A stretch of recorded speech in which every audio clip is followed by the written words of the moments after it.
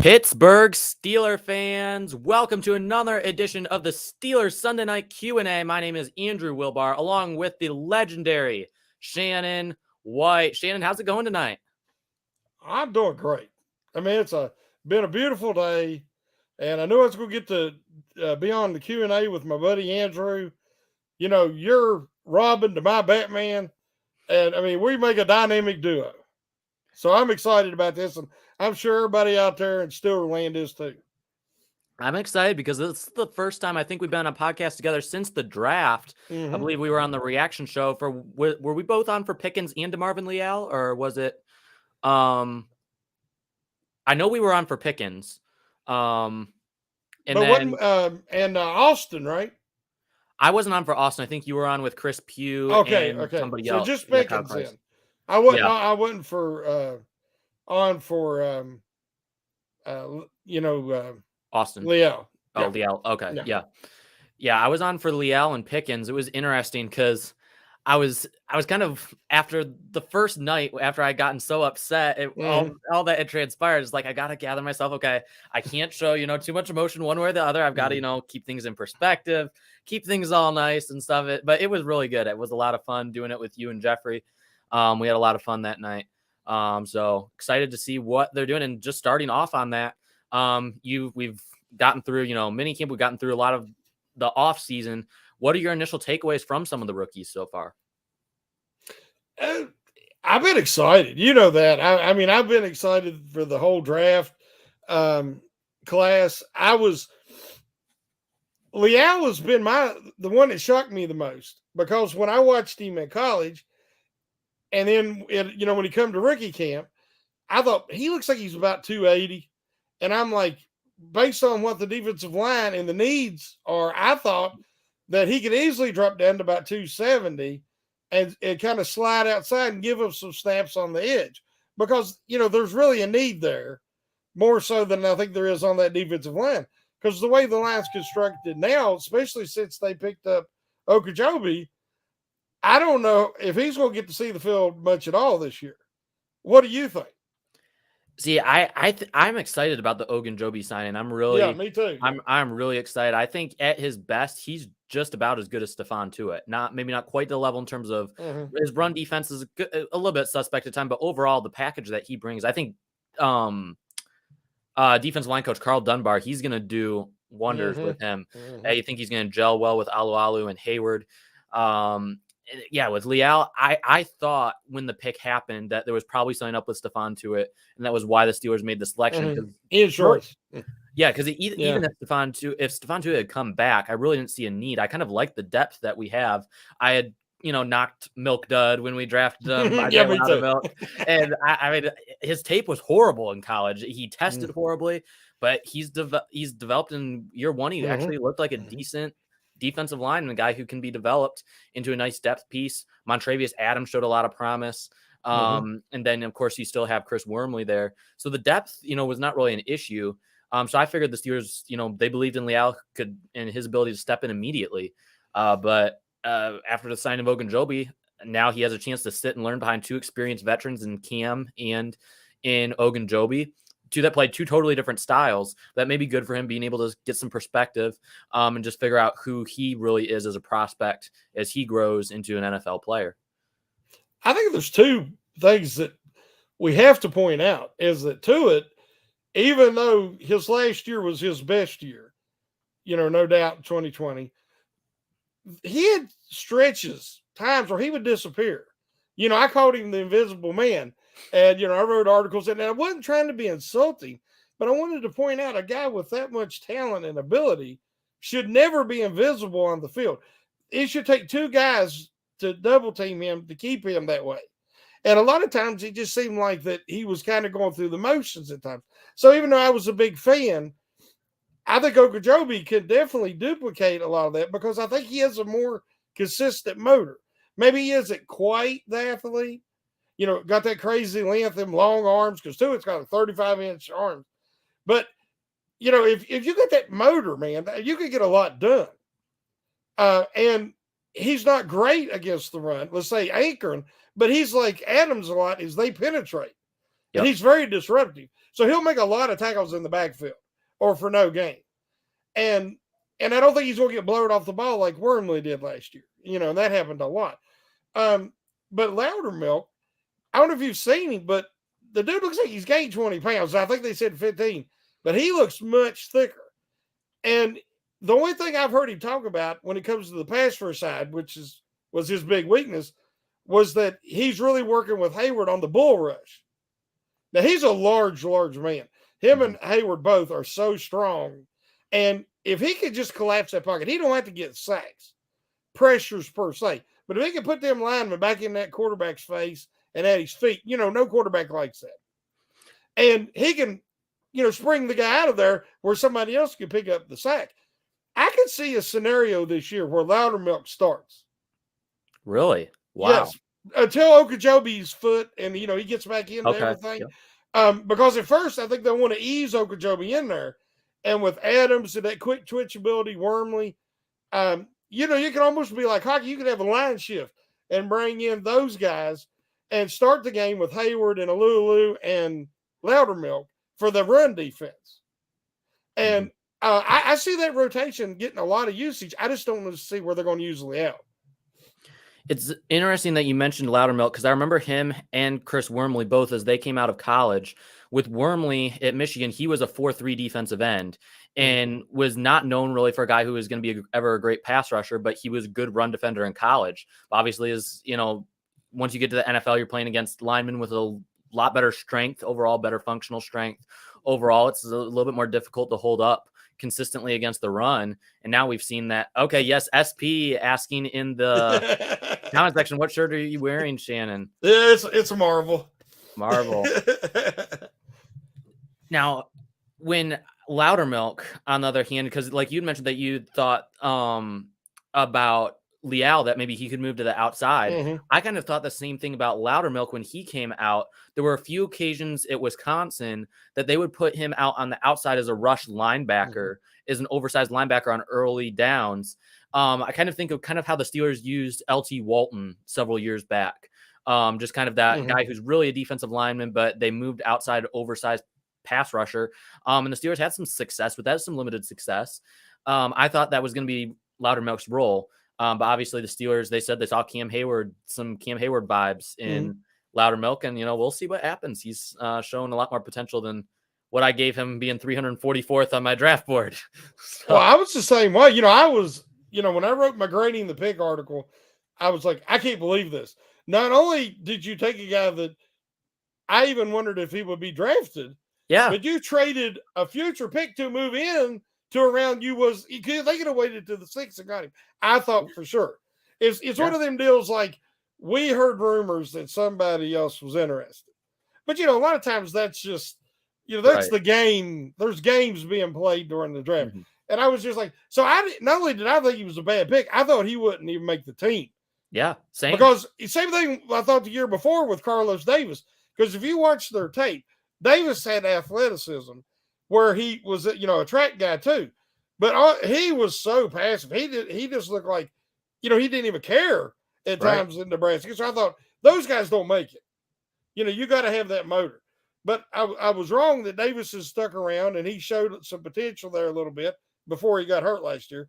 And Loudermilk really proved me wrong because the Steelers were right in that he does have a lot of similarities just in his brute strength with Hayward. Yeah, absolutely. The biggest thing that just surprised me with that pick, like you mentioned, trading up. I mean, Shaun Wade was still on the board. There were a lot of really good prospects that were falling. And I'm like, well, if the Steelers trade up, they must be going for Wade. The Steelers, we haven't taken a corner yet. We could use someone who could play that slot. That would be good. And then we trade up Isaiah Loudermilk. We're not got ranked page 2, page 3, page 4, draft ranking 5s. 344th. I didn't think I liked this. I was dumbfounded, but it so far it's worked out, and I'll give the Steelers credit, and I'll give Carl Dunbar credit for one. He does a phenomenal job with that defensive line. Really one of the most underrated positional coaches in maybe all of football. Just the job that he's done. But if any of you have any questions, put them in the live chat as always. Shannon's going to bring them up tonight. Brian Brown, I believe, asked a question. I don't know if you see that one, Shannon. This one? No, we can get to this. Miles Jack is a lot better run defender than folks realize as well. Shannon, what's your take on that, and how do you think he's going to play with Devin Bush? I think he's more physical than Bush. I mean, he'll come up and lay a lick on you, where that's never been, I think, Bush's forte. Bush is a speed, volume tackler. He runs sideline to sideline, and he's a volume tackler. But he doesn't like to take on blocks. That's not what he's built for.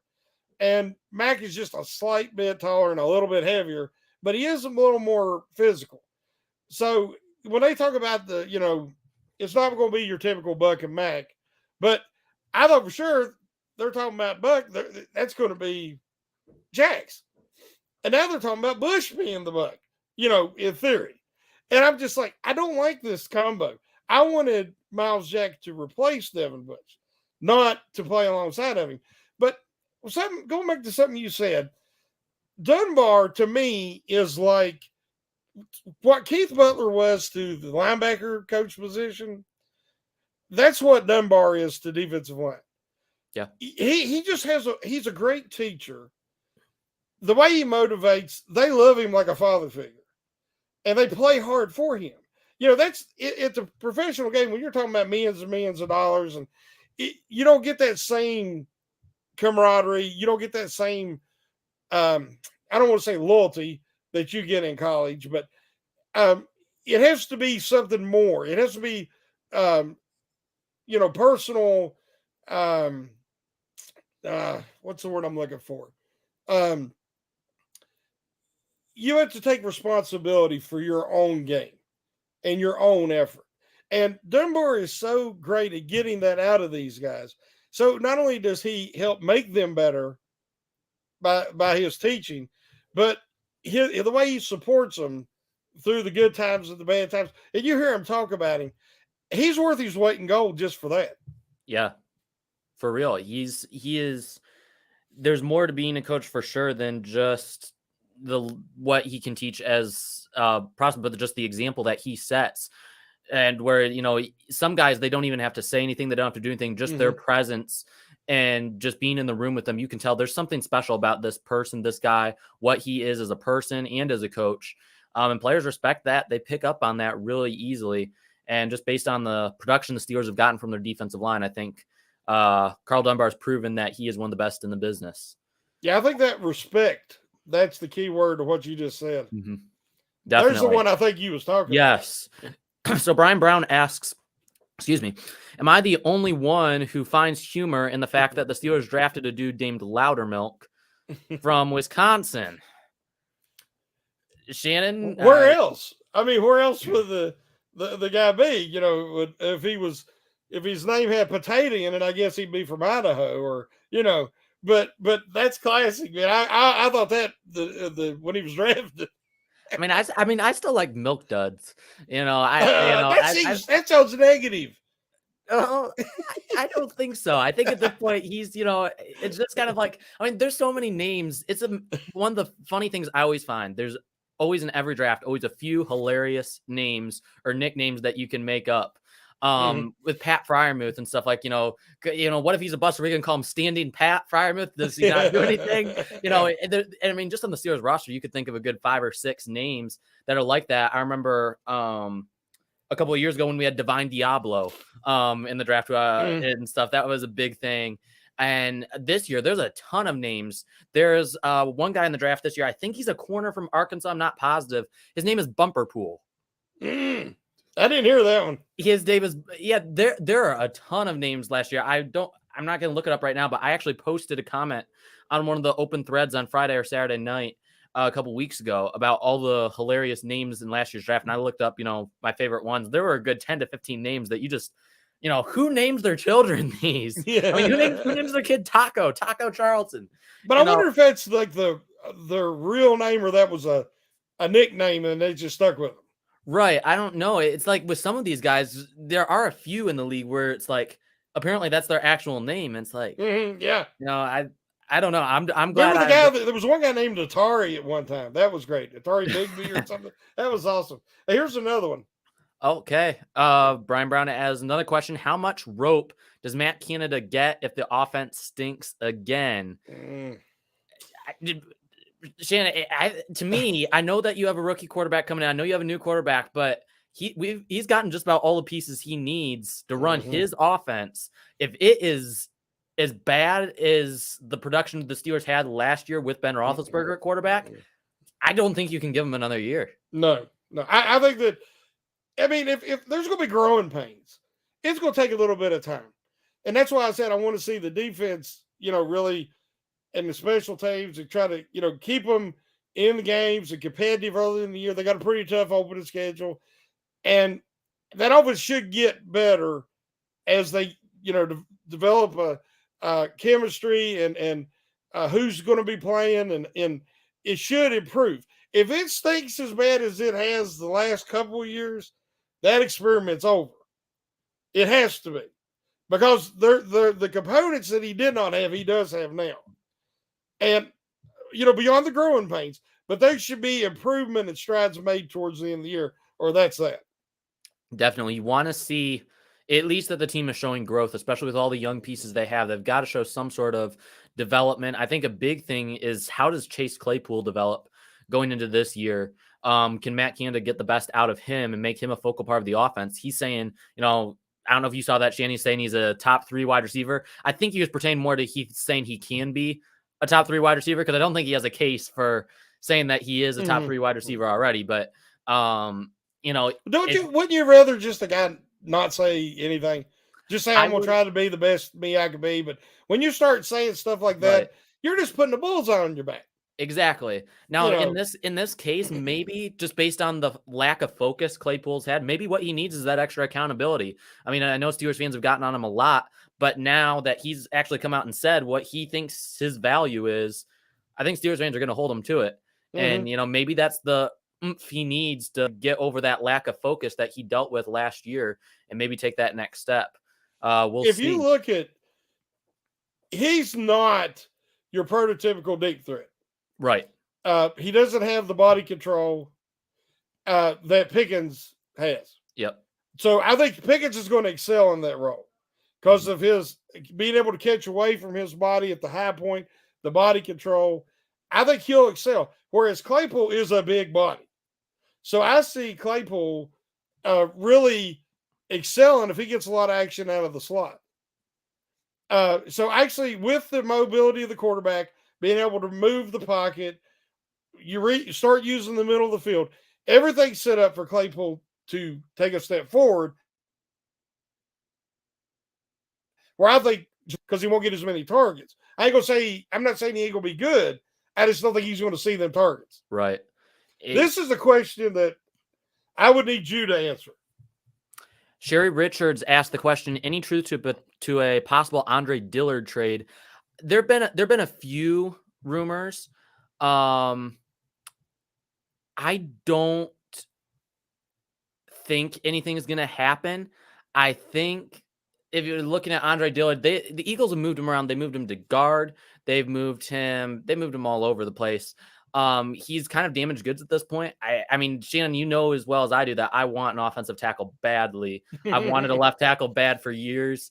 And there've been a lot of rumors. Eric Fisher's been talked about, Andre Dillard.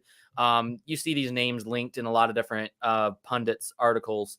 Would you welcome an Andre Dillard trade? I mean, I want an offensive tackle, but based on Dillard's production so far, it seems like he's almost done better at guard than at tackle. They haven't had a whole lot of success with him on the outside. But here's the thing. People all say, we got to have a tackle. And I understand, but I'm saying I think Moore's going to take the next step. Okay. It being, his second year, more experience, an offseason to work on his weaknesses. Then I think that this offense, being able to move the pocket and some of the zone, outside zone, and things that rely more on mobility than brute force or, real physicality, I think it might fit a core for better too. So I'm kind of, let's get into training camp, see how they look, maybe in the first preseason game and everything. And if it looks like we might have an issue there, then the Steelers could consider, maybe trading. I don't really see anybody on the free agent market that excites me. If you're going to bring somebody in that's at least better than Haig. And I don't know if there's a lot out there in free agency that you could say is, definitely better than Haig. Yeah. I want an elite left tackle at some point. I think Dan Moore would be best suited on the right side just with his physicality that he displayed in year one. I'd really like to see what he could do on the right side, make a core for the swing tackle. And the guy that I want to mention that I mentioned in an article before is Tyrell Crosby, a guy with the Detroit Lions who he was very undisciplined coming into the league, got a lot of false start penalties, a lot of holding penalties. He cleaned some of that up. I believe it was his second year in the league. He started, I believe he started like 17 games in his career. He's dealt with some injuries, but last year was not his fault. He was misdiagnosed. His injury was misdiagnosed by the Lions. Ended up having to miss the whole season because of that. They had to deal with an injury settlement, everything like that. It was just a terrible situation for Crosby. He's still staying out on the open market, but honestly, I mean, obviously, I hope Dan Moore takes that next step. But based on what he played last year and Okorafor played last year, when Tyrell Crosby is fully healthy, I would say that he would automatically be the top tackle on the Steelers if the Steelers brought him in. And he is he is like 25, I think. Yeah, he's still young. Yeah, he's still young. He was like 2019 draft, 2018 draft, somewhere in that range. So definitely. To me, that's what this offseason and what direction it looks like they're going is that not only are they replenishing their talent reserves and their depth chart, but they are bringing in young talent that can grow together. And I think that's awesome. I mean, you want to have some veterans sprinkled through there, but they got Watt, they got Hayward, they got Fitzpatrick, but then they've surrounded them with a lot of younger guys. Even Ogunjobi's 27, 28. Somewhere in there. So I really like the direction they're going. They're putting a team that hopefully they can stay together a few years. If it works out, he could re-sign with them, Larry Oakett. Here's another one. Another question from Brian. Do you think the Steelers will up the turnover margin on defense? 1 year is up and 1 year down. The rotation is turnovers up this year. Shannon, what say you to that? I know Minka didn't have quite as much ball production that year, but also he was asked to wear a lot of hats. A lot of teams just decide not to throw in his direction. As concerned as I am about the fact that I don't believe the Steelers have a number one corner on the roster, both Levi Wallace and Ahkello Witherspoon have proven that they have pretty good ball skills. Do you think the Steelers can up their splash plays in the secondary? That is one of the craziest statistics because I know different people have pointed it out that if you're like top of the league in 1 year, you'll be down around 9th or 10th the next year. They fluctuate so much. Like the Steelers are so consistent with their pass rush. And usually if you have a strong pass rush, you accelerate that, the quarterback's, his clock in his head, he's like, I got to get this ball out. And it helps your secondary and it creates turnovers, especially when you got a guy like Hayward and especially Watt, who's so good at forcing fumbles, and strip sacks and stuff. But the secondary has been something that we've not really had a ball hawk back there. I can't remember the last time, other than Fitzpatrick, let's say a corner. I can't remember the last time one had 5 interceptions. And that's commonplace, especially as much as the ball's thrown in today's game. But actually, like I said, I am very excited about Levi Wallace. I think he's a very huge step, an upgrade from what Hayden was last year. Because even before the injuries and stuff, Hayden had lost a step, and he was doing a lot of it, because he was just so cerebral. But he was not the same. And the Steelers have not had a number one cornerback, I don't think, for the last couple of years. Not since Taylor, really. Yeah, maybe since Taylor. So I like the depth this year actually better than I did last year. But the turnovers are just such a sporadic statistic. So I'm more concerned with that. The splash plays coming from sacks, strip sacks, forced fumbles. I think that they can get off the field something they couldn't do last year because they couldn't stop the run. If you can't stop the run, you can't get off the field. Then when they did get the ball, the offense couldn't run the ball, and they couldn't get first downs. So they got killed in time of possession on both sides of the ball. That has to change. Definitely. I'm curious to see what type of defense the Steelers employ in the secondary, because you have Witherspoon, who's proven he can kind of play both man or zone, but you have Levi Wallace, who's really limited to zone because of his athletic limitations. I was hoping the Steelers would become a little bit more man oriented, but we'll see. What in the world? Okay. I think you have a different Andrew Wilbar, or whoever that is. I don't know if that's even a real person or not. I don't think they're still in the live chat. So I need to look up, see if there's another. I seen that, but I do not know how to take stuff off of there. So yeah, obviously, yeah, that's not you. In Florida, I definitely. But here's another question. Oh, Steelers Pittsburgh. Andrew, what's your assessment of Chris Oladokun? In case you haven't listened to it, go listen to Jeremy and I when we interviewed Chris Oladokun after the draft. Really great guy, very amiable, very interesting to talk to, very approachable. I think that he has some upside. He reminds me in some ways of Josh Dobbs. I think he has a little bit more potential as a passer. He may not be necessarily the rocket science that Josh Dobbs is, but nobody is. I mean, Josh Dobbs, I would love to bring back as a coach at some point. I would love to have him on the staff as an assistant coach. I think he'd be phenomenal. He's great in that role. He would be fantastic.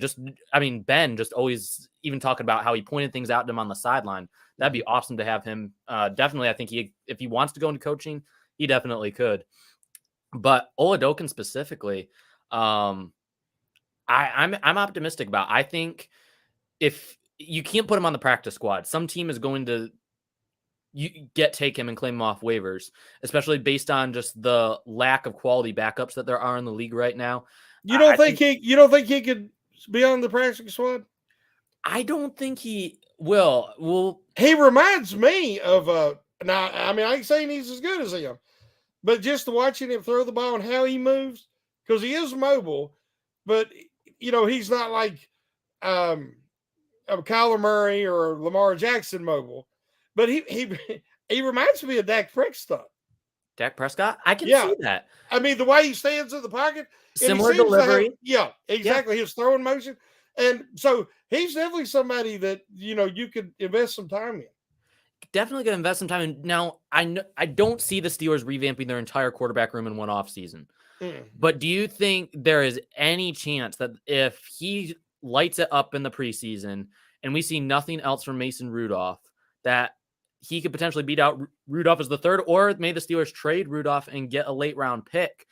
Do you think there's any chance that happens? I just don't think if Oladokun shows anything or any reason for the Steelers to keep him in the preseason, I have a feeling some other team is going to pick up on it and claim him off waivers.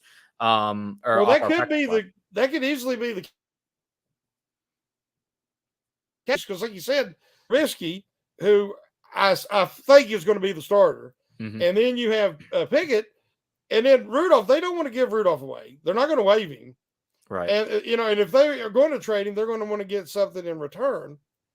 So yeah, that, if Oladokun really shows out and plays really well in the preseason, which can happen. Remember, Dobbs that's how he made the team, is he was their best preseason quarterback, because, Ben wasn't playing, and, he had some really good moments there a couple of years in a row. Somebody could take him. I mean, I have to give you that.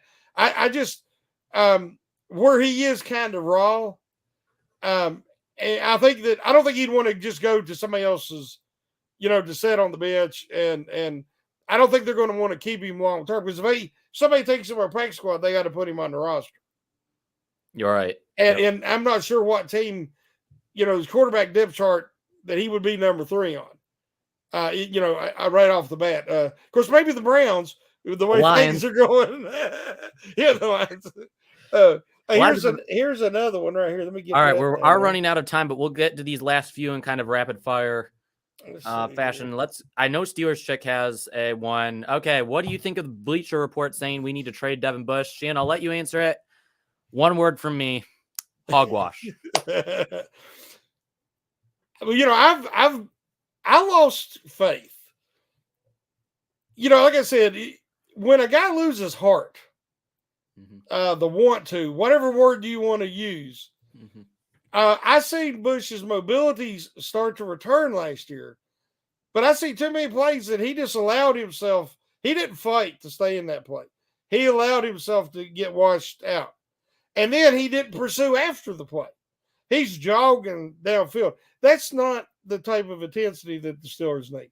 So, but with Flores coming in and the changes that have been made, an improved defensive line, I still would like to see him, you know, give him a shot. But if he plays anything like he did to start out last year, then he needs to be off the field and you know, say Buddy Johnson, give him a shot playing alongside Jax. Definitely. The thing about trading him, though, Steeler Chick, is that right now his value is as low as it's ever been. So I really don't think the Steelers would get a whole lot for him in the trade. I think if you're trading someone like Shannon has said, Deontay Johnson would be an ideal guy to trade, just based on the fact that wide receiver value is high right now. And it would save the Steelers a lot of money and would give us an extra pick to be able to use if we wanted to on another wide receiver next year and another stacked wide receiver class. But Brian Brown, $1 million question. Will Najee Harris get 2,000 rushing yards? Shannon, yes or no? No. No, I tend to Those agree. are special seasons. Yes, definitely. All right, and then we'll make this the last question. Eric, ask you, part of the BTSC big board, appreciate his contributions to the website. He's wanting to know my thoughts on Mark Robinson. He already knows Shannon's answer. I'm not quite as high on him as what Shannon is, but I will say that I do like a lot of the potential that he has. He's built like a running back. He really is. He's built in that compact mold. But we are out of time. So Shannon, thank you so much for your time tonight. It was fun. Yes, it was. We'll have to do this again sometime. Thank you, live chat, for your contributions. Be sure to check out BehindTheSteelCurtain.com, your one-stop shop for all things Pittsburgh Steelers.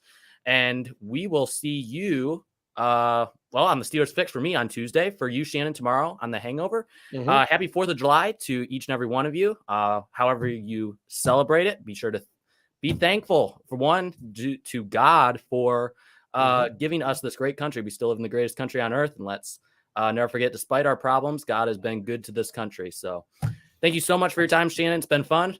We'll see you soon. Enjoyed it, and happy 4th of July to everybody, and be safe. God bless. You too.